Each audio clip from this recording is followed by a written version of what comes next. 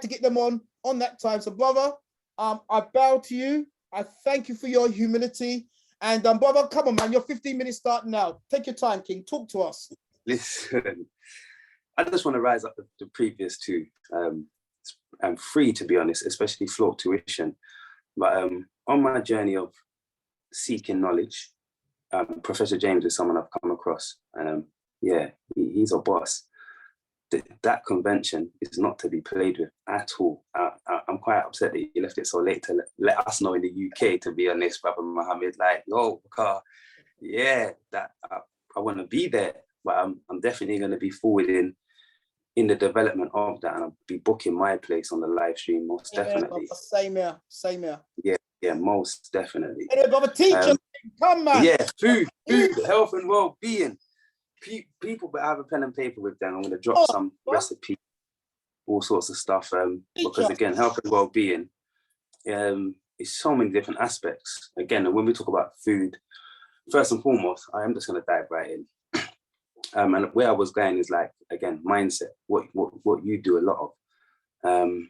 Our mindset and our emotional, our ability to regulate our emotions on a healthy capacity actually has a significant impact on our body as much as the food we eat. So, for instance, myself, I could be a raw foodist a little more. If I'm emotionally imbalanced or cannot process my mind, I don't want to say thoughts, because we don't think. This is something, if we're really dealing with how we operate, the brain processes information. And this is what we get from our food and from people, energy. We are always processing that information. And the mental processing and the emotional processing has a lot to do with impacting our hormonal balance, or hormonal regulation or irregulation. And that plays a lot, that has a significant impact on our health, on what we would say is dis-ease. Yes.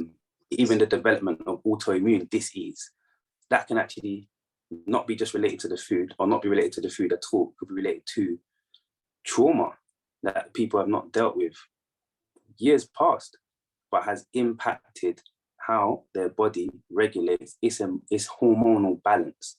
Yes. So now their body's in hormonal imbalance. Now, food can help you to regulate that, or start to kickstart a regulation to bring you back into balance, most definitely. However, that's something that you should also be dealing with. Your mindset, how we handle emotions. So that's just something. In relation to the food, so metabolism. This might hit a lot of people, however, but the first thing that we actually really do need to understand about our metabolism is that the job of our body's metabolism is to process raw material. Raw material being chemical energy, yeah? So that chemical energy will come in the form of oxygen, will come in the form of fruits, vegetables, herbs, seeds, grains, in their raw form, in their natural state. So the chemical energy that we will be processing first, or metabolizing first, would be things in their raw state. Now, when we begin to cook food and we begin to heat it up, we actually start to deplete the enzymes from the food.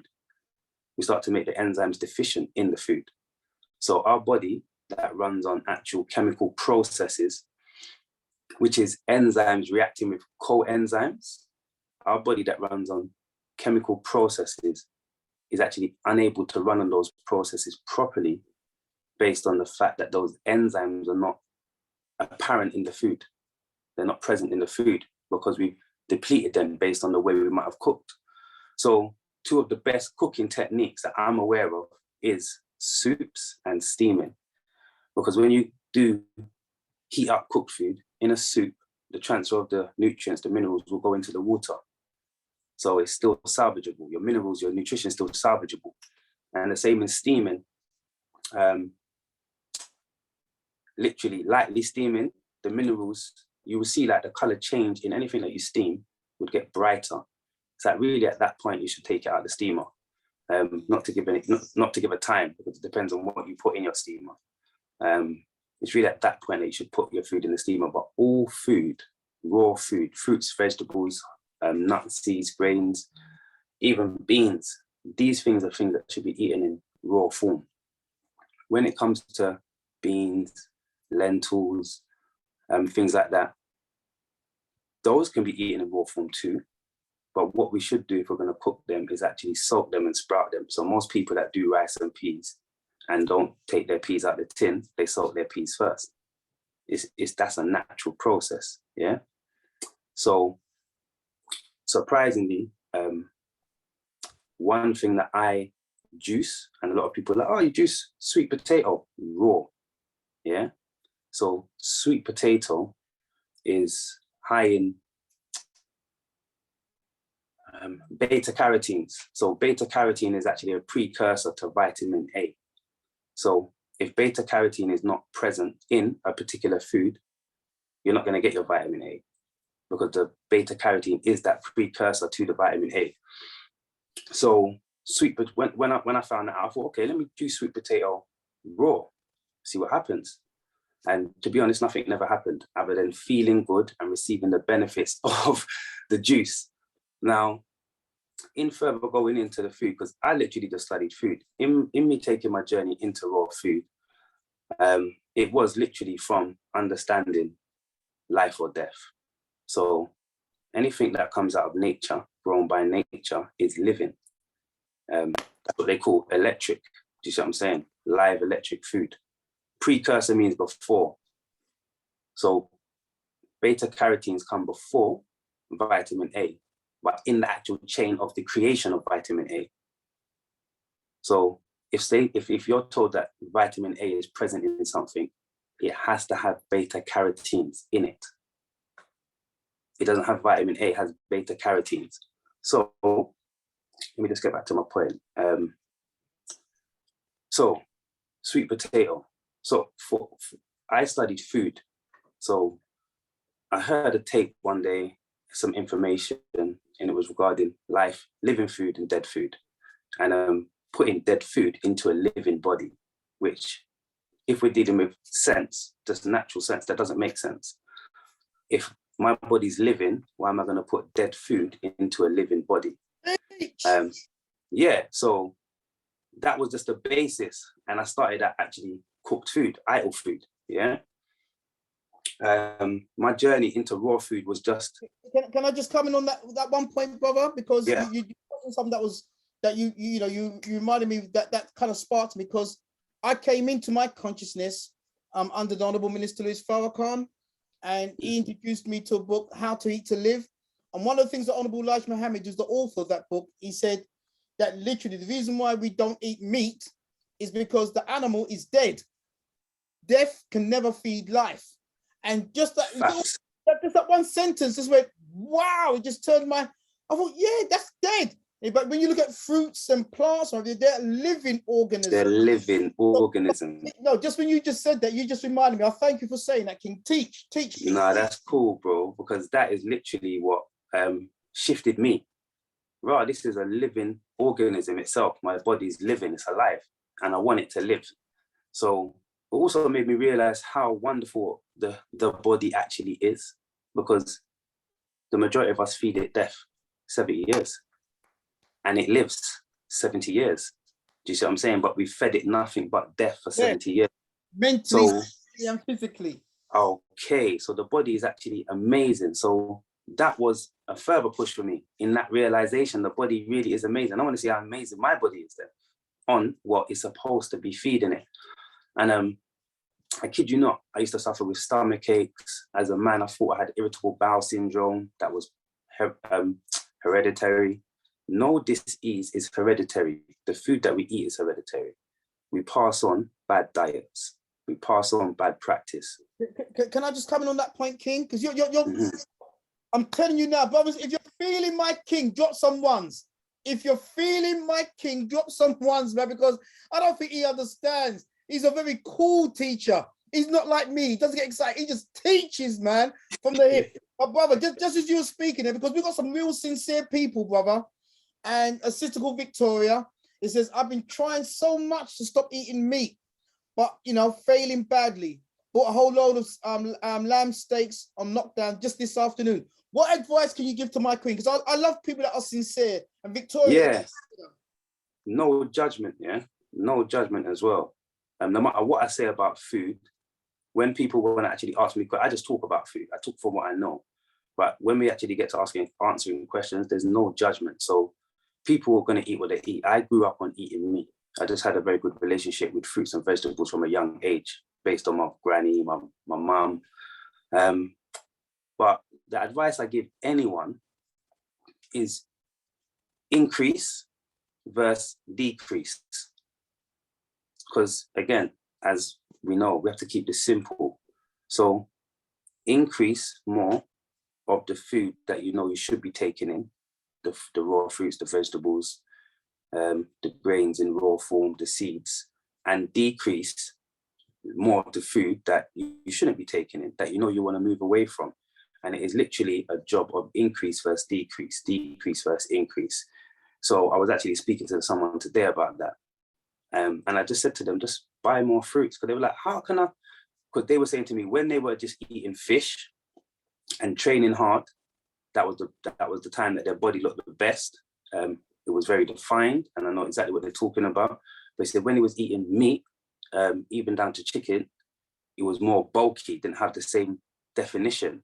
So he said, like, what can I do to actually just start to eat better? Because I found it hard. I said, bro, you see, because we was working together. I do construction. I'm a carpenter by trade.